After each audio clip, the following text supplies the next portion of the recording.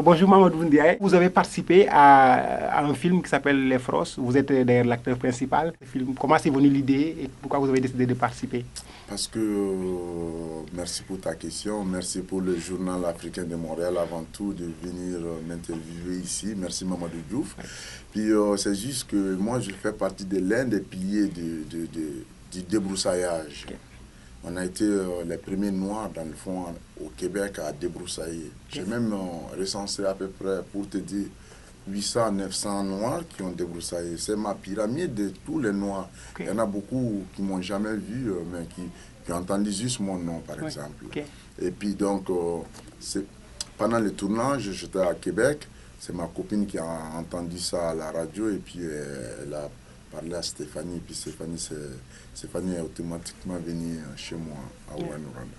Ouais, okay. Et puis ça a été un coup de foudre comme ça. Mais lors du film, on vous voit, vous êtes très enthousiaste, même plus enthousiaste que les autres. Bon, on voit que vous aimez ce métier. C'est un travail quand même très dur. Vous l'avez évoqué d'ailleurs, que ça prend, il faut être champion, il faut être courageux. Et bon, comment vous vous sentez dans le travail de ce travail? Ouais, non, parce que avant tout, c'est un travail santé. Okay. C'est difficile, c'est vraiment difficile. Mais pour nous, les immigrants, nous les Africains, pour quelqu'un qui a travaillé en Afrique, là, il y a beaucoup d'argent. Ça, je vais vous expliquer ça. Surtout cette année, ça a été ma meilleure saison. Okay. J'ai fait une moyenne de $450 à tous les jours. Ah, c'est bien ça. À tous les jours. Donc, imaginez comment ça fait des payes de 4 000 à 5 000 par 2 semaines, sinon 10 000 par mois. Donc, ça vaut la peine d'aller essayer, de laisser Montréal un peu, de s'aventurer dans les régions, et puis les régions sont vraiment prometteuses. Okay. Et depuis quand vous avez commencé le débroussaillage? Ça fait 9 ans de temps. 9 ans, ok. Comme un emploi, je pense que c'est limité, ça dure 6 mois. Oui. Et le reste du temps, qu'est-ce que vous faites? Le reste du temps, je fais du ski, je fais du patin, et puis je m'entraîne énormément avant que l'été arrive. Okay.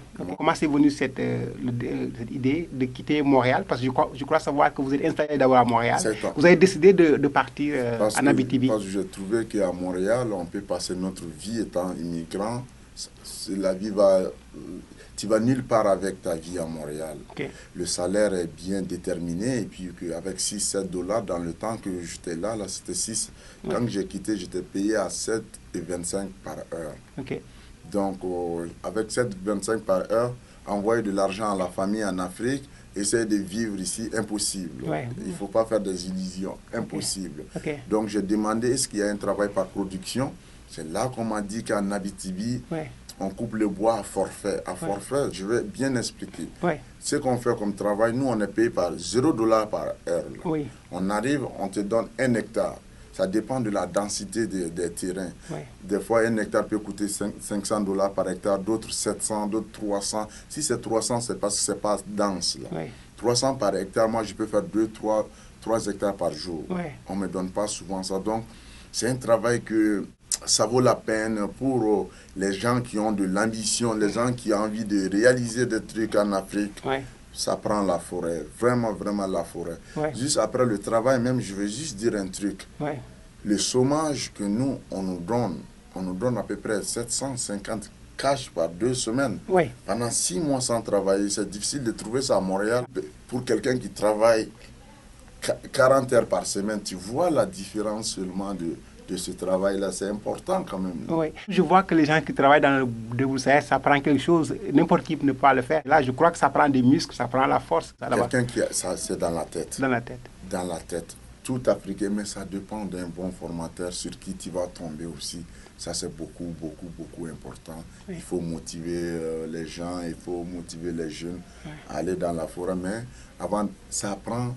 Entre Africains, là, on a travaillé beaucoup chez nous aussi, là. Mais ça prend, il faut faire du sport quand même. Ça prend des sportifs pour bien fonctionner parce que c'est vraiment difficile. Dans le film Mamadou, les autres acteurs, notamment je pense le Roumain, lui il disait qu'il n'a pas de choix, c'est pourquoi il veut le faire, c'est un travail qu'il n'aime pas. On voit que c'est contraire à ce que vous dites. Non, parce qu'il dit ça, je ne suis pas tout à fait. Parce qu'un vrai travailleur dans le bois, il a un salaire d'un avocat. Quelqu'un qui veut vraiment, là, j'ai connu des Sénégalais, j'ai connu des Burundais, j'ai connu des Maliens, des Kenyans de toutes sortes là. Il y en a d'autres qui gagnent bien leur vie là, d'autres qui font 200, Normalement, un travailleur normal, moyen, il fait ses $200 par jour. Pas 200 $ par jour. Okay. Un bon, il fait ses 300 et plus par jour. Ok. Donc, ça vaut la peine quand même. Ok, oui, c'est vrai, c'est vrai. Et puis, ce qui est avantageux, quand on travaille, on n'a pas de dépenses. Ouais. On va dans un camp forestier, Ouais. on ne fait rien que travailler. Donc, l'argent, on accumule. On accumule. On accumule. Et puis, c'est pas comme en Montréal, tu vas sortir, aller dépenser ton argent. Donc, c'est une façon d'économiser l'argent même dans le bois en plus. Oui, mais c'est qui finance c'est la compagnie qui vous donne à manger? C'est la compagnie qui vous nourrit? Tout est là, mais avec la subvention du gouvernement, imagine, pour le manger, matin, midi, soir, tu payes rien que $4,60 pour ça. Ouais. C'est pas beaucoup, là. Ouais.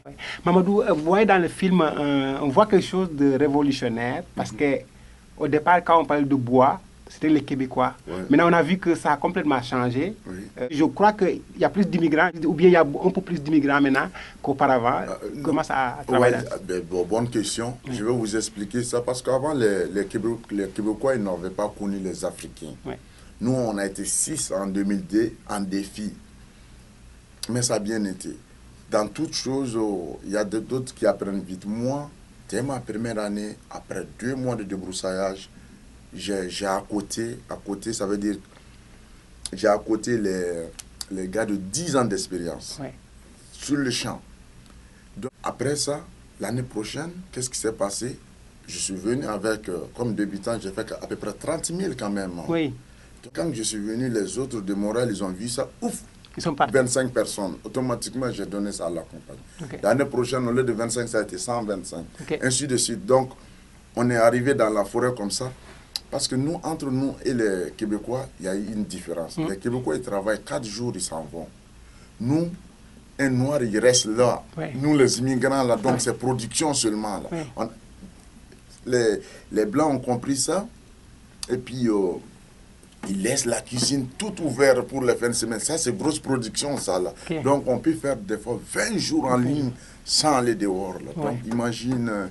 Donc, quand ils ont compris ça, et puis les Africains ont compris quand même qu'il y a beaucoup d'argent, quand même, les travailleurs moyens, ils sont capables de faire des 20 000 par saison et revenir quand même. Mais est-ce que vous avez une idée de combien d'Africains restent? Est-ce que c'est beaucoup, après 1 an, après 6 mois, ils retournent à Montréal parce que c'est difficile? Ou bien les gens, en général, ils restent là-bas quand ils viennent? Non, c'est pas parce qu'il y en a. Je vais vous dire quelque chose. Il y en a beaucoup d'Africains qui vont aller travaillent là-bas, mais qui ne restent pas là-bas, ils restent à Montréal. Il y en a à peu près 500 ou 600 qui sont de Montréal, mais chaque année, ils vont aller là-bas, aller faire leur saison, revenir à Montréal. Et puis, les Africains qui laissent ça, c'est des Africains paresseux. Tu sais, en Afrique, on a vu plus pire que ça. Là. Donc, quelqu'un qui a travaillé pour son papa ou pour sa maman en Afrique, là il ne peut pas abandonner la forêt parce que c'est vraiment, il y a de l'argent. Il y a de l'argent, mais il faut quand même le vouloir, hein, il faut que tu aimes ça. Et puis, la saison, ça commence au mois de mai. De mai à... Jusqu'à la neige. Jusqu'à la neige. Mais ça neige, même, j'ai vu dans le film qu'il fait froid. Est-ce que la température, c'est combien de degrés là? Des fois, ça peut être -7, -8. Des fois, il neige même que ça arrive. Mais maintenant, avec la nouvelle technologie, on a des scies avec le chauffage. Donc, ça chauffe... les mains. Exactement. Donc, sinon, au début, comme Africain, quand on voit la neige, on laisse s'effiler. C'est comme... C'est comme ça. Donc, Mamadou, pour finir, là, vous conseillez aux Africains, aux immigrants d'aller là-bas, d'aller dans les régions. Ce n'est pas juste pour le débroussaillage. Ce que je conseille aux immigrants, il y a les mines. Les mines, c'est beaucoup plus important que le débroussaillage. Parce qu'avec les mines, on a une belle retraite. Avec les mines, mais ça prend le minimum d'études quand même pour aller faire les mines, par exemple. Parce que les mines, c'est en expansion dans les régions. Là. Ils cherchent beaucoup de gens. Et puis avec les mines, pensez-y. Je vais vous dire une chose. Tu commences à 100 000 par année. C'est que ça fait. 100 000 $ par année. C'est bien, c'est bien. C'est très bien. Donc, pour quelqu'un qui a des réalisations à faire en Afrique, c'est vrai. Laissez penser. Et puis si vous voulez vraiment... On a des outils et puis des moyens pour vous aider, et puis c'est ça. Mamadou, ça fait vraiment plaisir de vous parler, et puis bon, on maintient le contact. Non, mais il n'y a pas de problème. Merci, c'est gentil. Hein. Salut les gars. Venez nous retrouver dans les régions.